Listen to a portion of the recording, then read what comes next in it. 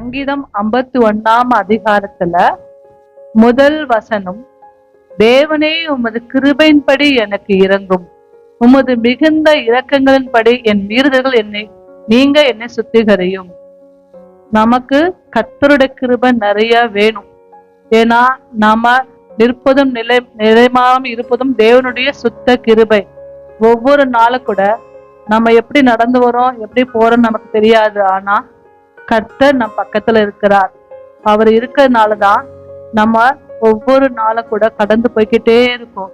தேவன் நம்மோடு இல்லைன்னா நிச்சயமா எந்த ஒரு காரியம் நம்ம முழுமையா செய்ய முடியாது. அவர் நம்ம மேல எவ்வளவு இரக்கமா இருக்காரு. நம்ம எவ்வளோ மனசுல மற்றவங்களை குறிச்சு நம்ம யோசிப்போம். நாமளே யோசிச்சுட்டு கூட தேவன் நம்ம பாப்பார். ஒவ்வொருடைய இருதயத்தையும் தேவன் அறிந்து ஆராய்ந்திருக்கிறார். அவருக்கு தெரியும் எந்த நேரத்துல என்ன செய்யணுங்கிறத அறிவார். அதே மாதிரி அவர் நம்ம மேல நிறைய இரக்கம் வச்சிருக்காரு. நம்ம செய்யற ஒவ்வொரு பாவத்தை நம்ம நினைச்சோன்னா நம்ம இந்த ஆலயத்துல யாருமே உட்கார முடியாது. ஏன்னா நம்ம மனுஷங்க தான். அதுதான் கர்த்தர் தெரியும். நம்மள அவருடைய மன்னிப்பை கொடுத்து நமக்கு மன்னித்தாரு. ஒவ்வொரு நாளும் கூட தேவன் நம்மோடு இருக்கனால நம்ம கர்த்தரையே நோக்கி பார்ப்போம். நம்ம தேவனை கர்த்தருக்காக நம்ம நிக்கனா நிச்சயமா தேவன் நமக்காக நிற்பாரு. மனுஷனுக்காக போய் அவங்களுக்கு சப்போர்ட் பண்ணுவோம் நின்னா அந்த மனுஷன் நமக்கு ஏற்ற நேரத்துல வரமாட்டாங்க, நம்மள கைவிட்டு போயிட்டே இருப்பாங்க.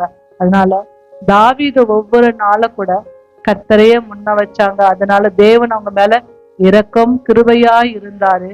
நம்ம பாவத்தை தேவன் மன்னிச்சாரு.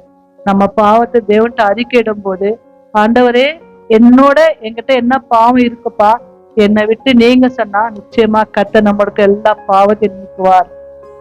அதே சங்கீதத்துல கூட, தேவரீர் ஒருவருக்கே விரோதமாக நான் பாவம் செய்து உமது கண்களுக்கு முன்பாக பொல்லாங்கானது நடப்பித்தேன். நீர் பேசும்போது உம்முடைய நீதி விளங்கவும், நீ நியாயம் தீர்க்கும் போது உம்முடைய பசுத்த விளங்கும் இது அறிக்கையிடுகிறேன்.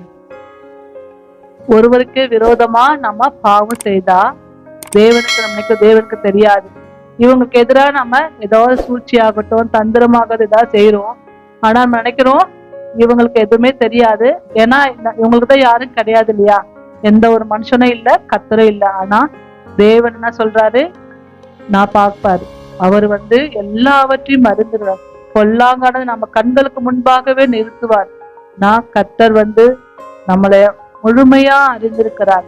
இந்த சமூகத்துல தேவனுடைய சமூகத்துல நம்ம ஒவ்வொரு நாளை கூட நம்ம முழுமையா தேவனுக்கிட்ட ஒப்பு கொடுக்கும் போது நமக்கு இருக்கிற எல்லா தேவையில்லாத எண்ணங்களாகட்டும் சிந்தனையாகட்டும் தேவன் எடுத்து போட்டு நம்ம புது பொருளாக அவருக்கேற்ற பாத்திரவனாக தேவன் நம்மளை மாற்றுவார். அதே சங்கீதத்துல லாஸ்ட் சங்கீதம் 15வது, ஆண்டவரே என் உதடுகளை திறந்துறலும், அப்போது என் வாய் உம்முடைய புகழை அறிவிக்கும்.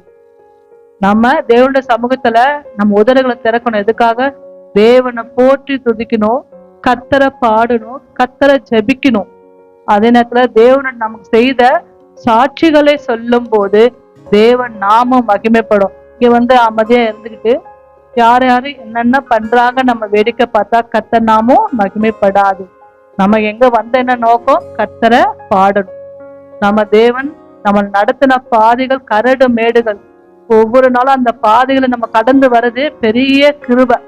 தேவன் நம்ம நடத்தும் போது அவருக்கு நம்ம எல்லா நாளிலுமே நன்றி சொல்லிக்கிட்டே இருக்கணும்.